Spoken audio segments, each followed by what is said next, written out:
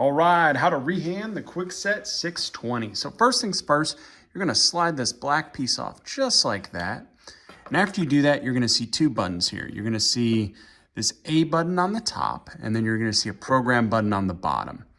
So this program button you're gonna hold for 3 seconds, but first you're gonna remove the battery pack. So we'll go ahead and do that.